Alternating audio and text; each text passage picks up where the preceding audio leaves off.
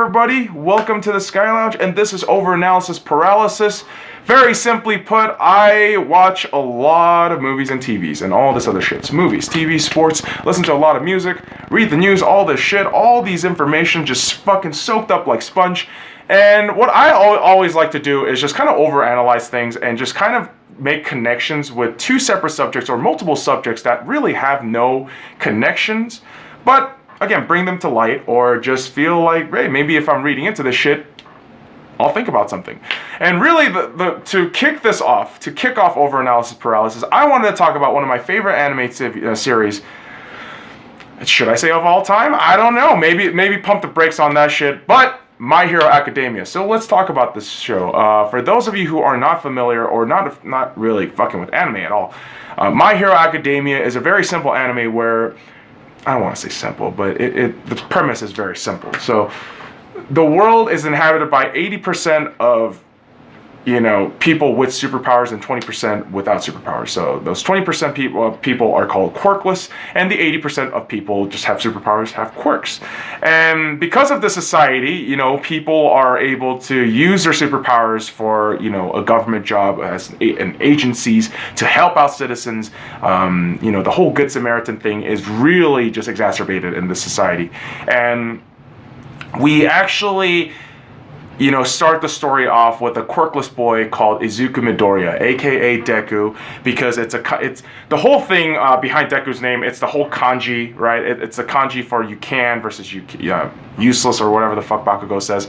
But you see throughout the entirety of the series that, and this is very true for just any society really, that society will take people and really things in general at face value.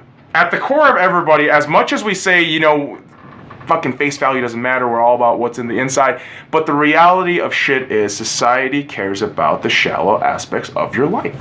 And so this show really captures that, and no more so with the superpowers, because when you see these superpowers from the society perspective, you're already putting these kids early on for middle school in a hierarchy. So you're systematically putting these kids into this hierarchy of saying, you're better than him, you're not better than him, you're the worst. And so in this sense, Midoriya is ostracized and marginalized. He is not even close to being a fucking really productive and efficient and useful member of society in that really shallow and superficial sense. But what we get to see is really, yes, society does place all these very shallow values on the heroes that can just blow shit up. But this is where we run into All Might. And All Might is a very curious case, because All Might, not only is he... Okay, so let's just back up. So the kind of All Might leader All Might is, and All Might is the most super powerful superhero in this universe, and he is able to just kick everyone's fucking ass, no problem. And the reason why he's so good is because his philosophy of leadership, his philosophy of heroism is all about, listen, I will take the lead, I will do what I can, I'm gonna try my damnedest, and shit, everyone's supporting me, I gotta do this. I gotta help them out. We gotta do what we can, and no one gets left behind. And the whole mentality is, if even one person's behind, I gotta get that person. No one gets left behind. If it's for the betterment of everybody, I will sacrifice myself. This is the kind of leadership that All Might speaks, preaches, and fucking acts on. And society gravitate towards that. The selflessness that people gravitate towards is also the things that people are fearing the most, because people don't know how to be selfless. Because people who have just glommed onto that societal rule, the fascination with a societal hierarchy, they are going to glom onto the idea of, I love the idea of selflessness, but I'm super selfish. I'm not going to fucking open my mind or open my heart to that shit.